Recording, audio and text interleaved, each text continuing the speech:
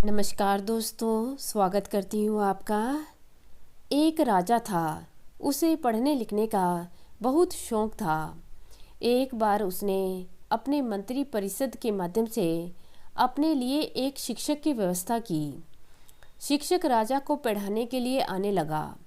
राजा को शिक्षा ग्रहण करते हुए कई महीने बीत गए, मगर राजा को कोई लाभ नहीं हुआ।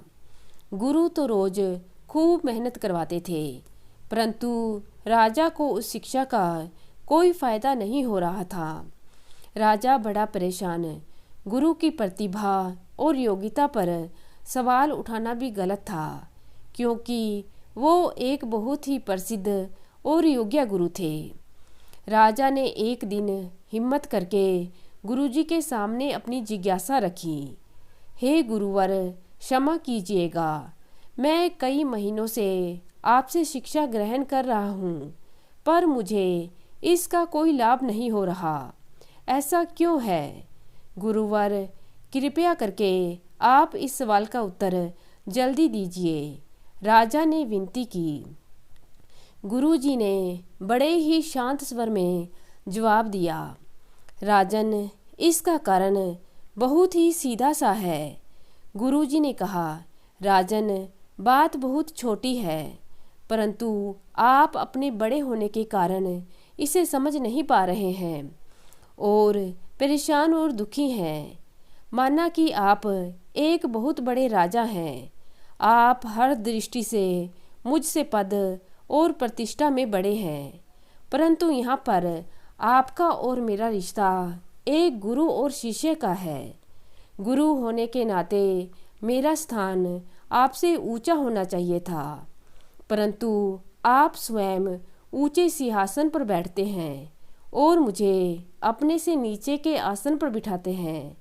बस यही एक कारण है जिससे आपको ना तो कोई शिक्षा प्राप्त हो रही है और ना ही कोई ज्ञान मिल रहा है। आपके राजा होने के कारण मैं आपसे यह बात नहीं कह पा रहा था। कल से अगर आप मुझे ऊंचे आसन पर बिठाएं और स्वयं नीचे बैठें तो कोई कारण नहीं है कि आप शिक्षा प्राप्त ना कर पाएं। राजा की समझ में सारी बात आ गई और उसने तुरंत अपनी गलती को स्वीकारा और गुरुवर से उच्च शिक्षा प्राप्त की। तो दोस्तों, इस छोटी सी कहानी का सार यह है कि हम रिश्ते नाते, पद या धन वैभव किसी में भी कितने ही बड़े क्यों ना हों, अगर हम अपने गुरु को उचित स्थान नहीं देते तो हमारा भला होना मुश्किल है।